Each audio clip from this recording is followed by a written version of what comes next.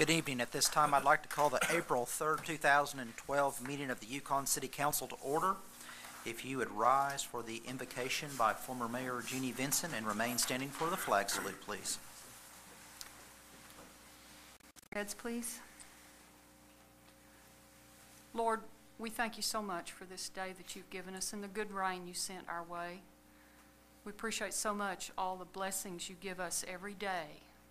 The air we breathe, the food we eat, the water we drink, everything comes from you, and we acknowledge your sovereign presence in our life.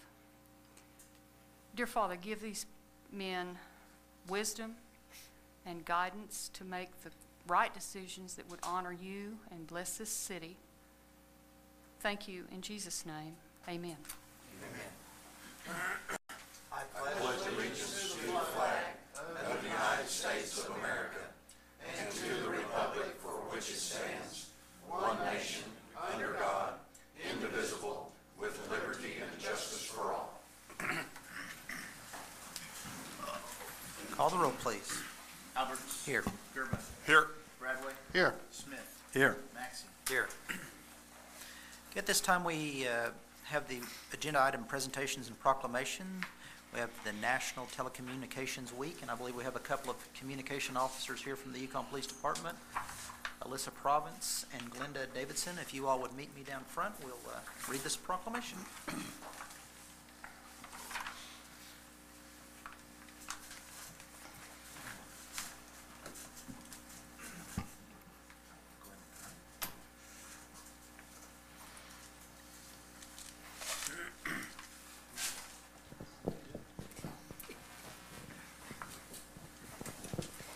Proclamation reads, whereas in 1991, Congressional resolution named the second full week in April of every year National Telecommunicator Week, and whereas emergencies can occur at any time or any place and require the assistance of police, fire, or emergency medical services, and whereas 911 is a hotline for help for people in emergency situations, and the 911 call taker's voice is the first assistance that helps that says help is on its way. The 991 professional regularly meets the challenges of extremely stressful situations with calmness and efficiency, whereas when an emergency occurs, the prompt response of police officers, firefighters, paramedics is critical to the protection of life and preservation of property, and whereas the safety of the emergency responders is dependent upon the quality and accuracy of the information obtained from the citizens who telephone 911 Communicators Center. And whereas public safety dispatchers are the heart of the public safety, providing assistance before any other emergency service arrives on the scene. And whereas public safety dispatchers are the vital link for our emergency responders by monitoring their activities by radio, providing them information, and ensuring their safety. Whereas public safety dispatchers contribute substantially to the apprehension of criminals, suppression of fires, and treatment of injuries and illness on a daily basis. And whereas each dispatcher has exhibited compassion, understanding, and professionalism during the performance of his or her daily job, now therefore be it resolved that the Yukon City Council declares this week of April the 8th through the 14th, 2012 to be National Telecommunicator Week in honor of the men and women who diligently and professionally keep our region's citizens and emergency responders safe. Given under my hand and seal this third day of April 2012, John Alberts, Mayor, Douglas Shivers, City Clerk. Thank you all very much for what you do. I think that there are probably some people in Dallas that were very dependent upon people like you, and we're very grateful for what you do to protect our community and help us very much. Either of you all want to talk about what you do? Have any statements you'd like to make?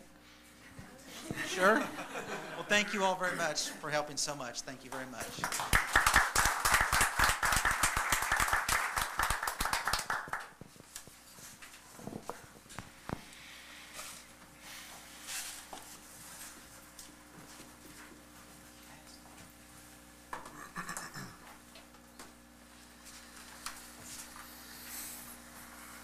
All right, the next item is the visitor section of the meeting. It's the opportunity for anyone who has a non-agenda item that they would like to bring before the council. It's an opportunity to come before the council, give us your name and your address, and discuss the item that you would like to with the council. Any visitors here this evening that would like to address the council?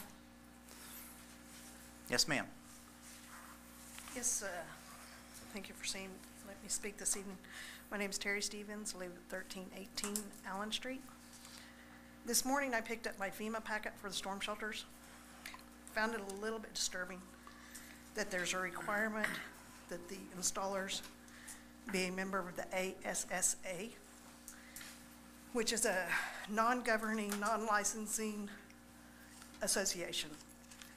All I do is, I really can't tell you what they do. Belong to a group. There's a list of 27 that I was given. I emailed all of those. 4 of those didn't even receive the emails. It was kicked back to me. One of them didn't receive the email, nor was their website up and running. 3 of them on their websites had no listings for storm shelters at all. One of them was the city of Lubbock, Texas. One was a commercial use only. 8 only install safe rooms. And 2 just do not service Oklahoma or Yukon at all. The 3 quotes I did receive, one of them was 2.5 times the local price for an abrupt or in-ground concrete storm shelter. One of them was a storm safe room, which was comparable. And the other I just received before I came, and it was about twice the price of a local shelter. I have issues that I'm going to get a rebate for, a maximum $2,000. Well, I have spent $7,000 to get it, and a local shelter will cost me $3,000. Why would I go through the program to receive or spend more money? That's my issue. Thank you very much for coming and talking with us tonight. It's important that we hear these type of things. As I understand, first of all, Grayson's going to address this issue later in the meeting, so I would hope that you would have a little patience and just wait, and he's going to address that. But also, as I understand, I think Grayson probably share with this, we're kind of on the cutting edge. We're out front, and this is our first process. We're learning as well, so we need the input and the feedback from the community, and thank you so much for having the patience. Did you say you called 27 different? I emailed 27, all 27 that are on the list. That's great. Thank you very much. Any websites, I looked at every website that was on the list. There's also, you have to use an ASA producer as well as an installer. And I did a little research. There was no installers that I found. Apparently they can join it for $500. It costs $185 to make the application. You join it for $500. I'm not sure what that makes them either, but I know that part of our agenda this evening, Mr. Bottom and his city manager's report is going to provide. Would you like to do it now, or are you going to provide it then? Why don't we just wait and do it? Okay. Do you mind waiting, ma'am? No, I don't. And then but if there you- are other associations, so I don't understand why. Yes, ma'am. NSS. And I think that he's going to help clarify part of that. Mr. Sigler, our city attorney, you're not the first person, but we appreciate, I'm always thrilled when someone comes at the visitor section to share with us problems, because we don't know about that. So Right. please wait and share that information with Grayson. We'd like to have that information so we can understand it. You're one of the guinea pigs. I hate to say that, but you're the first 500, but there'll be another 500, and I think our goal is to provide for the whole city until no one wants any more. So thank you so much for coming, but if you don't mind, if you would wait and hear what he has to say, and then maybe provide that information at the end of the meeting. Okay. Thank you very much, ma'am. You bet. Right now, we're still in the visitors portion. You all are visitors. Do you have something you'd like to address the council? It's along the lines of that. Well, well, come and share it with us. Yes, ma'am. We need your name and your address. I am Brooke Cavanaugh. I live in Perry, Oklahoma, but I work for Ground Zero Storm Shelters, Okay. which the association that is okay? the ATSA, not the NSSA. Well, We're here Mike, just to, wait, just a minute. We're supposed to allow, Mike, is it okay? Can she talk since it's about this issue, or is it just for citizens' discussion? It's been in the past, the policy of the council that it's only for citizens of Yukon. Okay. Ma'am, it's a citizen discussion opportunity. That's part of this. But if you would wait until afterward and maybe talk with the city manager or talk with one of the council persons, we're glad to talk with you about this issue of the storm shelter, because we want to make it right and make sure it works, okay? So if you, but as I understand, you don't live here in Yukon. no, I do not. Okay. So this is the visitor section of the meeting. If someone's here that would like to address a non-agenda item with the council at this time, if they would come forward and share their item. See no other visitors, at this time we'll recess as the Yukon City Council and reconvene as the Yukon Municipal Authority. Item 1A is the YMA consent docket. This item is placed on the agenda so the Yukon Municipal Authority by unanimous consent can designate those routine items they wish to be approved by one motion. If an item does not meet with the approval of all authority members, that item will be heard in regular order. The city manager recommends a motion to approve A, the minutes of the regular meeting of March the 20th, 2012, and B, the payment of material claims in the amount of $23,276. Do I have a motion? So moved. Second. Discussion? Discussion? Call the roll, please. Maxey, Yes. Alberts. Yes. Bradway, Yes. Gerba, Yes. Smith. Yes. At this time, we'll adjourn as the YMA and reconvene as the Yukon City Council. The first item is the consent docket. That item is placed on the agenda so the Yukon City Council, by unanimous consent, can designate those routine items they wish to be approved by one motion. And if an item does not meet with the approval of all council members, item will be heard in regular order. The city manager has recommended a motion that will approve A, the minutes of the regular meeting of March the 20th, 2012, B, the payment of material claims in the amount of $218,563.50. C, an agreement with the Yukon Soccer Club for the use of Ranchwood Park from March the 14th, 2012 until December the 11th, 2012. D, an agreement with the Yukon Optimist Sports Club for the use of City Park baseball fields from March the 14th, 2012 until July the 2nd, 2012. E, an agreement with the United Softball Association of Yukon for the use of Sunrise Park from March the 15th, 2012 until July the 11th, 2012. F, the agreement with the Yukon Christian Athletic Association for the use of Hillcrest Park and Sunrise Park from March the 14th, 2012 to October the 30th of 2012. G, an agreement with the Yukon Horseshoe Club for the use of the City Park Horseshoe Courts from March the 14th, 2012 to October the 31st, 2012. H, designating the items on the attached list from the Technology Department as surplus and authorizing their sale, donation, or trade. And I, setting the date of the next regular council meeting for April the 17th, 2012, 7 p.m. in the council chambers of the Centennial Building 12 South 5th, Yukon, Oklahoma. Motion to approve with the amended dates on item A, March 20th, item I, April 17th. Second. Discussion? Call the roll, please. Alberts, Yes. Maxey, Yes. Bradway, Yes. Smith, Yes. Gerba. Yes. Item 2 would be the reports of boards, commissions of city officials. None this evening, Mayor. Okay. Item 3 is consider approving ordinance number 1274, an ordinance which provides amendment to the Code of Ordinances, City of Yukon, Oklahoma, by amending Section 38-2 by providing for establishing of ward boundaries to divide the wards as nearly equal in population as practicable and declaring an emergency. So moved. Second. Discussion. Discussion. Call. Mr. Bradley? Call the roll, please. Smith, Yes. Alberts, Yes. Gerba, Yes. Maxey, Yes. Bradway, Yes. Need to vote on the emergency. Oh, is it in here?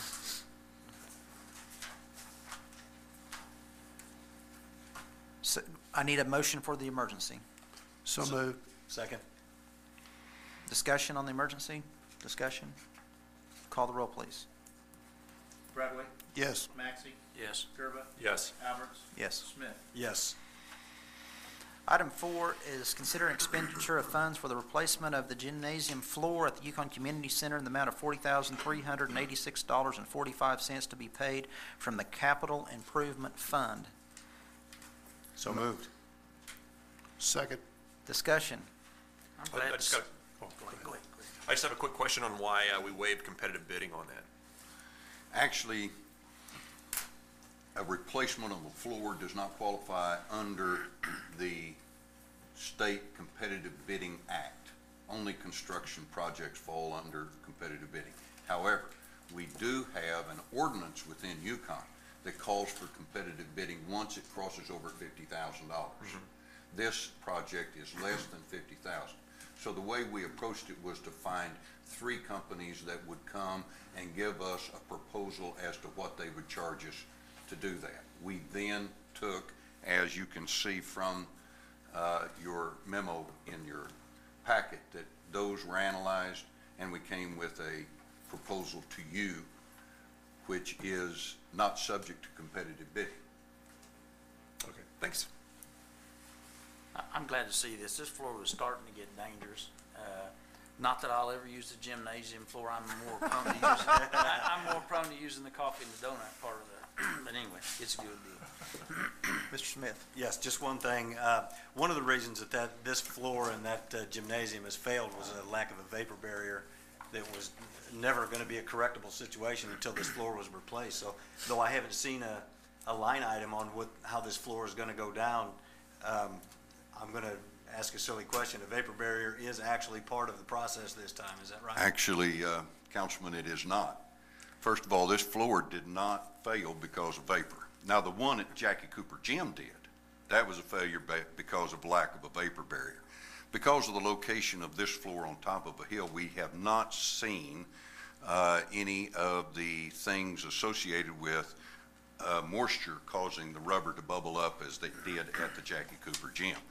The other thing is that in an effort to extend the life of this gym floor, certain finishes were used over the years, which in fact destroyed the integrity of the upper layers of the surface to be installed, which is what we will be replacing. And so that the treatments that they used on top actually caused blistering in the floor? That's right. From the bottom up? That's right. You were seeing the sealant that was... Wow. I'll be glad to see it completed. How old's the floor? 1995? Well, it seems like we've probably gotten our money's worth. Dwayne, from time to time, it's not very pretty, but I've played on that floor, and it is very slick, and it's dangerous. We're lucky that more people aren't hurt, so I'm excited. So any further discussion? Call the roll, please. Gerba. Yes. Alberts. Yes. Smith. Yes. Bradway. Yes. Maxey. Yes. When will it be done? Well, we hope to get them out here and have it done right after the first of the new fiscal year. It will take them, I believe they said, a full week once it has been prepared. It's a 2-week total process, including the drying time and all of that. So it's going to go back with the rubber floor? Yes. All right. Item 5 would be the city manager's report. Under storm reimbursement, the state of Oklahoma, through the Office of Emergency Management, is responsible under state statute for any FEMA-declared emergency to provide the city a reimbursement for 12.5% of the cost of the emergency. With budget cuts and the legislative attitude the way it has been for the last several years, the bill that the Emergency Management Office has built up with the city has totaled over $41,000. This last week, we received a check for approximately, that was for 2 storms, dating all the way back to 2009. This week, we received a payment from the Office of Emergency Management for the first storm in 2009, which amounted to about half of what they owed us. They still owe us $16,000 some odd dollars. We anticipate a check before the end of the current legislative session at the end of May, which will clear the debt that they currently owe us. That was an important thing. In light of what happened in Dallas this afternoon, I felt it important to let you know that on March the 15th, we conducted a storm readiness exercise in the Emergency Command Center. The scenario was that it was 2:30 in the afternoon, right before school lets out. The public schools were hosting students in various activities from across the state here in Yukon. An F4 tornado was bearing down from the southwest part of town and headed across north to the northeast. Involved in that activities were, of course, all of the emergency responders, all our public works people, as well as the police and the fire. We also had the school involved to practice how we would respond to a tornado if it were to hit during school hours that wiped out a 200-yard wide path across the city of Yukon. What we learned is that we were assembling pieces of equipment too closely together. They need to be at the command centers, which are dispersed throughout the community rather than in one single spot. We found that in most cases, all of our emergency responders were very aware of their responsibilities. And we felt like overall the practice session was a success and that we gained a great deal from it, particularly the school representatives, and there were 4 of those in attendance at the exercise. As it relates to storm shelters, I think that a lot of what we are seeing would fall under the category that no good deed goes unpunished. The fact of the matter is that from the very beginning, our focus has been on the citizens of Yukon and providing for safe shelters for them. We have had an application pending which was approved within the last 2 weeks, and that application took over a year to prepare and get ready for. During that period of time, we had to submit information early on in the process that was required by the Office of Emergency Management and FEMA. Whether we used that information was not the question at that time. We have to qualify all of the expenditures for reimbursement to occur must qualify under Section 320 of the FEMA Legislative Act. Section 320 sets out the specifications of the manufacturer of the shelters themselves, whether they are above ground or below ground. Those specifications are included in that.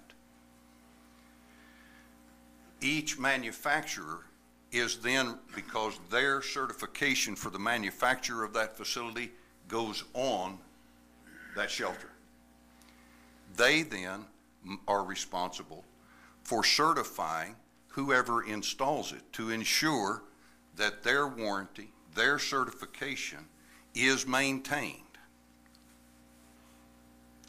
So that the worst thing that we can have happen is to build a shelter.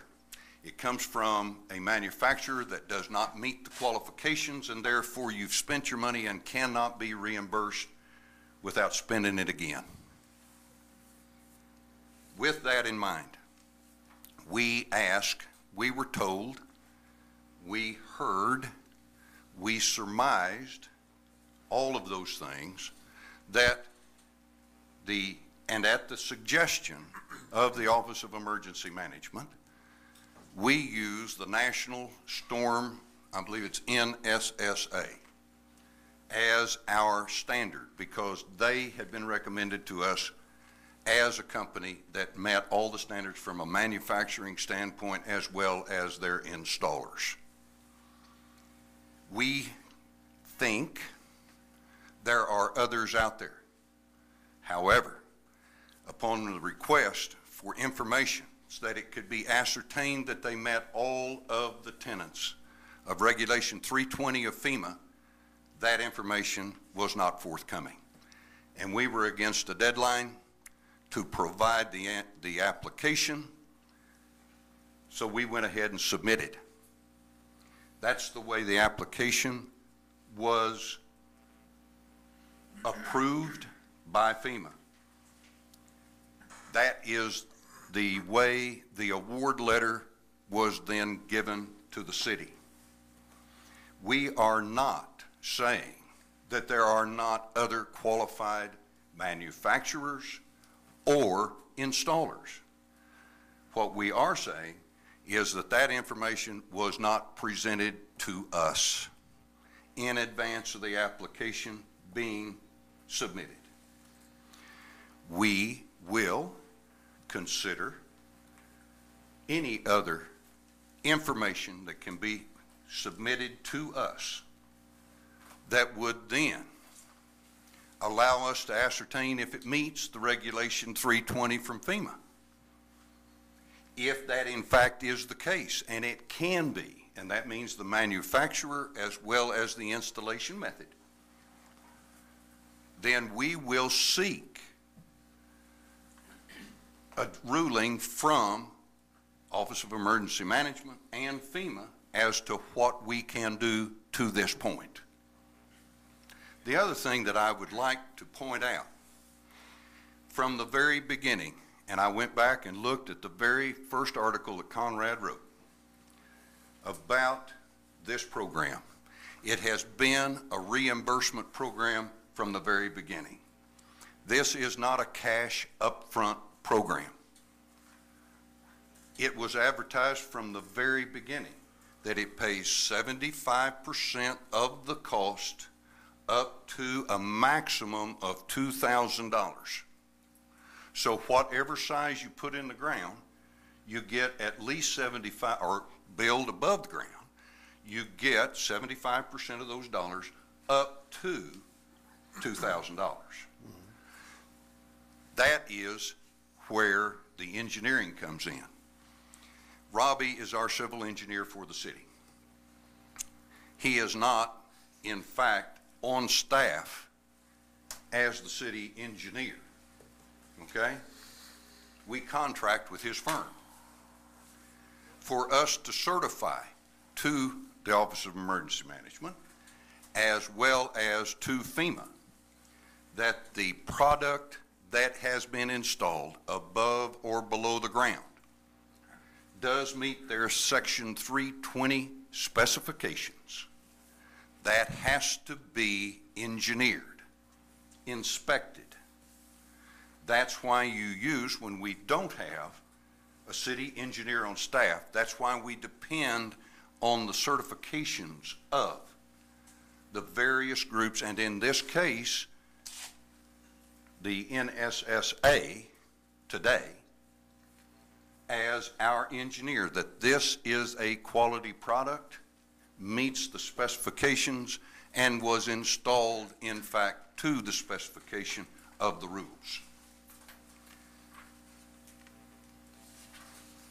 I don't know what more to say, but we have asked and asked for that to be submitted. Those other, really and truly, what does it take to be an association? A group of guys get together and say, hey, we'll be an association. That's what it takes. Publish some cards, get some stickers that are approved by your manufacturer, and voila, you're an association. That's the way they all start. So we will endeavor to make sure that first of all, the product is correct, that the installation method is correct, and that we will do everything in our power to work with the Office of Emergency Management and FEMA to ensure that the money is spent appropriately for the citizens of Yukon. With that, Mayor, I'm done. Questions? Yes. Grayson, FEMA being the wonderful bureaucracy it is, and part of the federal government, and they do have a good product here. Yes, they do. They do. This is a wonderful deal, and I like it because it is a reimbursement program. It's not just handing money out that they'll never see again and the deed not done. But it's you have to provide a canceled check for what you've done. I think that's wonderful. It's a good service for the citizens. My concern, like the folks that are here tonight and other citizens in Yukon, is being able to hire the contractor they want to do the work. They may or may not be on the list at this time, or we had a time restraint. I understand that. I would like to see us use local contractors that are qualified, above all, that they can do the job and be certified. We should go through that process to make that available for our citizens and get local contractors involved. Because this is part of the federal process on reimbursement, is that you get this done for your local citizens and also you spur your local economy with the contractors. I agree where they can be certified. Right, absolutely. It has to be done according to the law. Now, FEMA, I'm sure, has in place an appeal process or a method by which you can make adjustments and bring others into to their fold. This is not, as opposed to a change of scope of work, which would require an incredible amount of time to get everything redone. Right.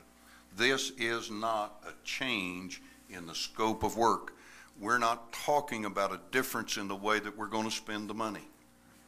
We're not talking about a difference in the way that we're going to reimburse people. What we're talking about is who's going to do it. Right. Well, the government's only giving them 2,000 max. Right. And these are going to be, what, $6,000, $7,000, $8,000. Actually, we believe that in a lot of cases that they could be as low at, well, depending on how many people you want to get in it, what the steps are, all of that kind of stuff, they could actually fall under $2,000. Well, however, to get, the average is going to be over $3,500. right, but people have to put their own money up front. That's right. The total amount before they get reimbursed, the 2,000 max. Right. Now, they've got skin in the game. That's it. Up front.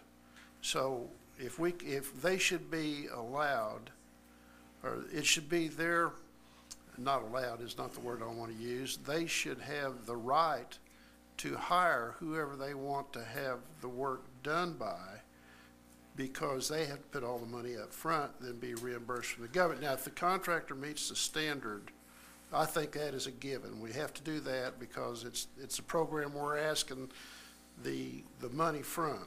So it's fair to say we have to go on their standard, which I'm sure is going to be, people are going to be able to meet it, they just have to know what it is. That's it. And if we can arrange all that, take care of our citizens and their safety at the same time, and do business locally, I think that's what we ought to be doing. You know, there's other parts to it other than just the money up front. They've got to be willing to have their storm shelter, whether it's in their garage, in their backyard, whether it's a safe room inside their home. That has to be on a GPS list. You've got to state, I have one, and this is where it is. Mm-hmm. The whole idea, if you'll remember from the very beginning, was we don't believe that community-wide storm shelters are the answer for many, many, many reasons. And we also think that it is much better for neighbors to help neighbors.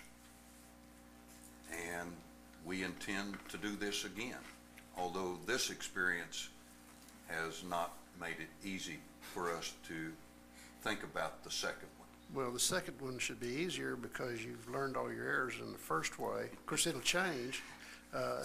Bureaucracies will naturally change it the next time, but you'll be far more knowledgeable. I find it interesting that they have another application pending in front of FEMA right now, and it's, you know, we got enough money for 575 shelters, 575. The state of Oklahoma has one pending right now for 500 statewide.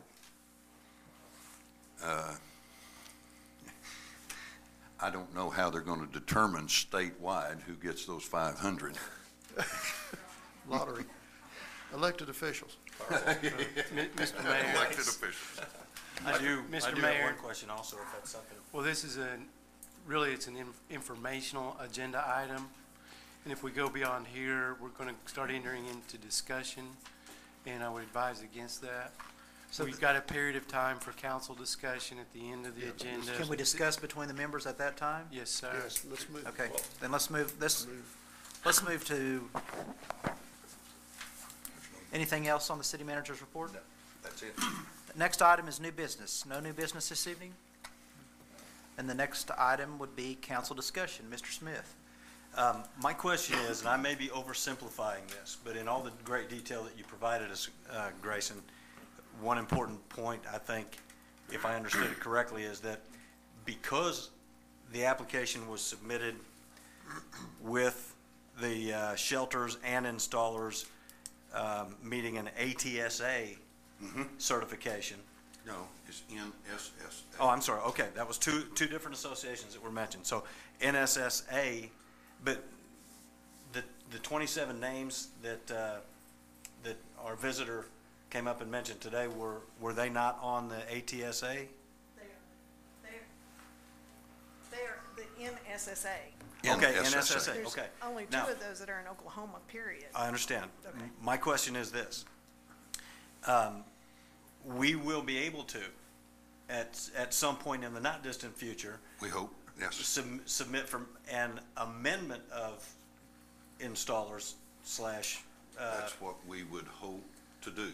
to We be must- able to incorporate more than just one association as available vendors for But I our can't- citizens. I cannot, that would not be done until consultation with the Oklahoma Emergency Management Office and the FEMA representative for the state of Oklahoma.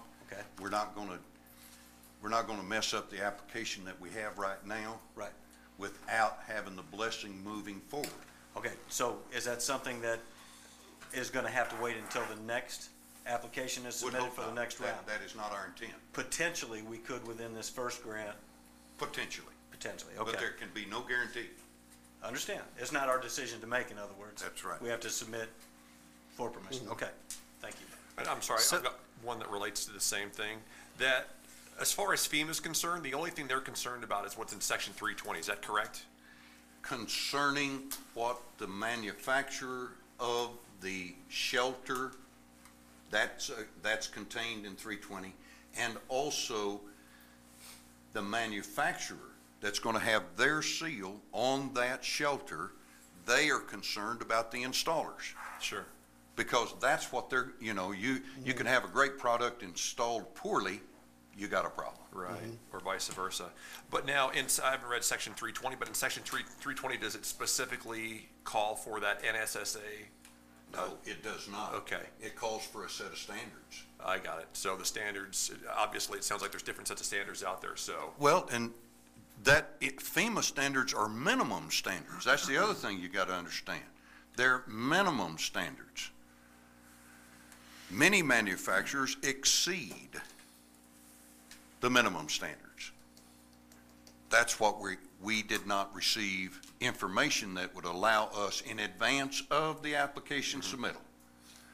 We did not receive that information that would allow us to ascertain whether they met or exceeded the FEMA. So in the meantime, would it behoove, let's say, contractors or citizens that are thinking about doing this to actually obviously look at section 320 of FEMA, but also look at maybe what if you're really bored, or the NSSA standards possibly? I'm just basically trying to get the information out there so people know what to look for. People have a ballpark of what we're talking about when we throw these standards around.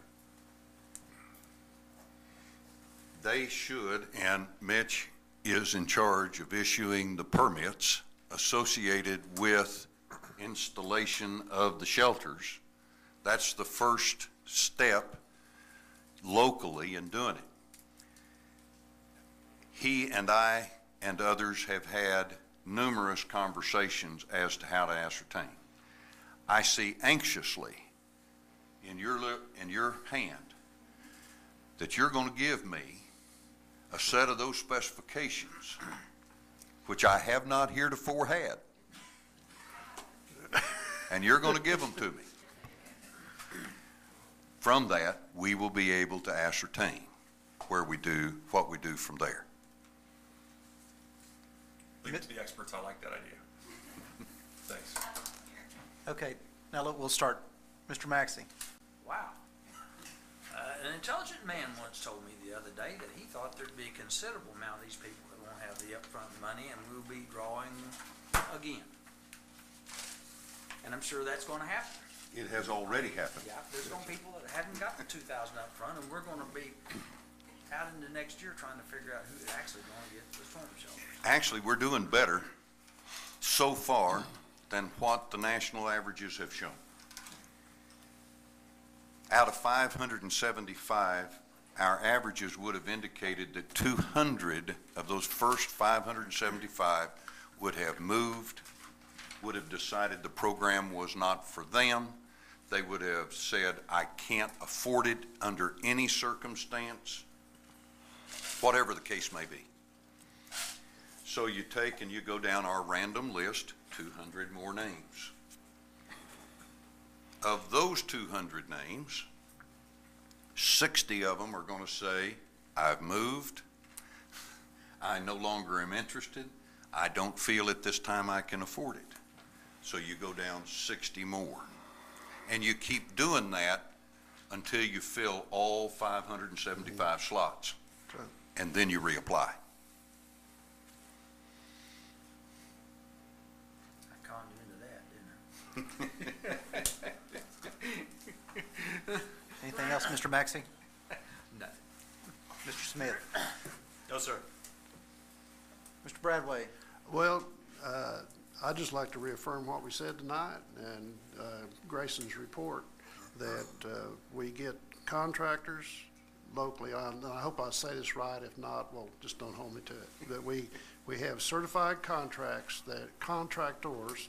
hopefully in the state of Oklahoma, that can work with our people here locally, the contractor of their choice, because they're putting up the money, and that the correct manufacturer will be chosen by the contractor that's FEMA approved, that the correct installers that are FEMA approved will be chosen by the local contractor, and then everybody can be reimbursed up to the $2,000 that they're entitled to under the FEMA grant contract, whatever you want to call it, and that then we can move on to our next 500 or 600 people and do it easier without any pain, because we've learned everything we need to know on the first time.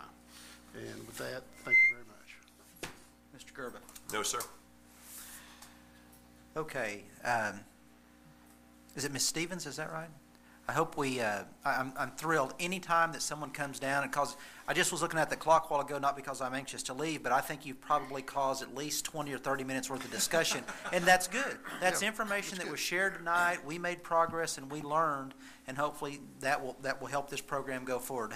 Thank you for having the courage to come down. Yes, ma'am. Can I ask one more question on what he was saying, that he's going to try and resubmit and maybe include the ASTA? I don't know or that it's a whatever? resubmit. Or- I'm hoping it's a letter, Okay. is what I'm hoping. My issue at this point is that I have the reward, but I have to contract somebody in 30 days, or I will lose it. I And don't, I don't want to lose it. I don't think that's going to happen. Okay, I do not think, first of all, we've got 2 years to spend the money. okay. Okay. It's a That was just- 2-year award. Okay, all right. That was just my other concern as I was hearing possibly titles.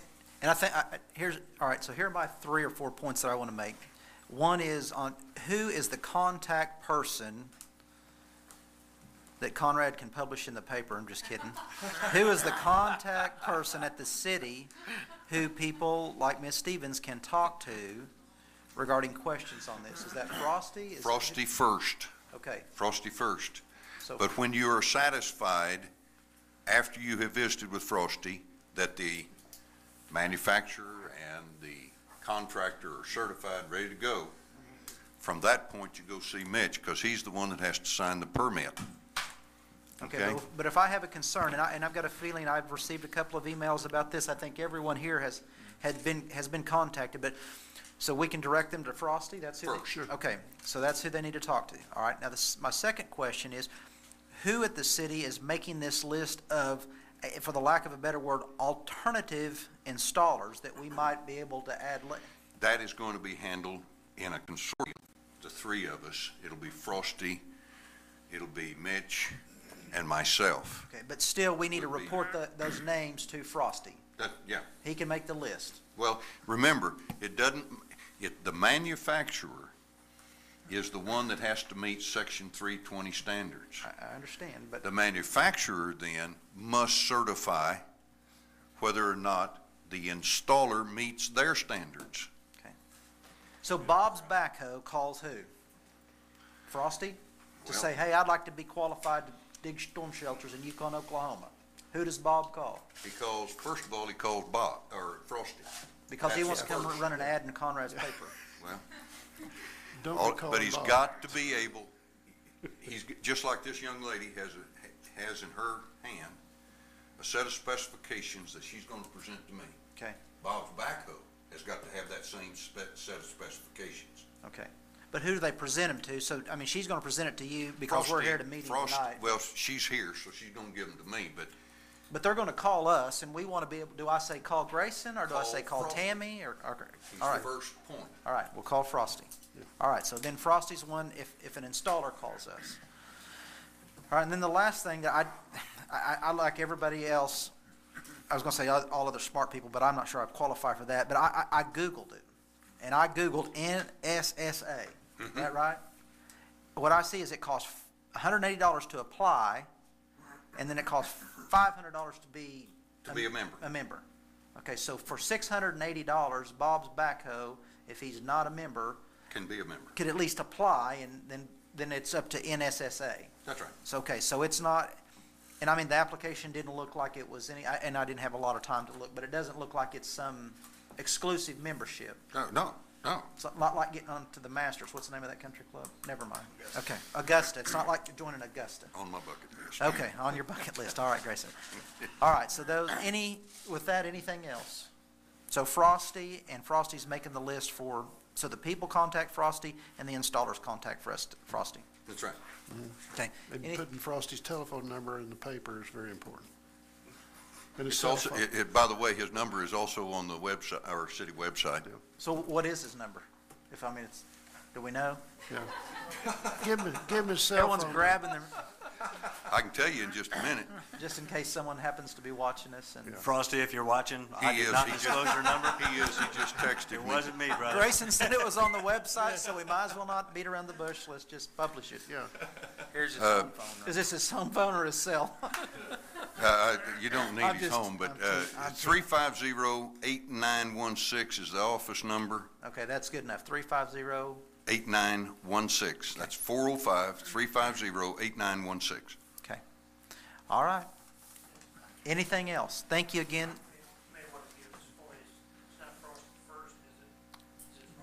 Frosty Pete. Oh, sorry. I did- Frosty Peak. If you call and ask for a Frosty, there's not very many of them working for us, I don't think so. But thank you, Mr. McCarron. That's an excellent point. I apologize. So, anything else? No other business before the council?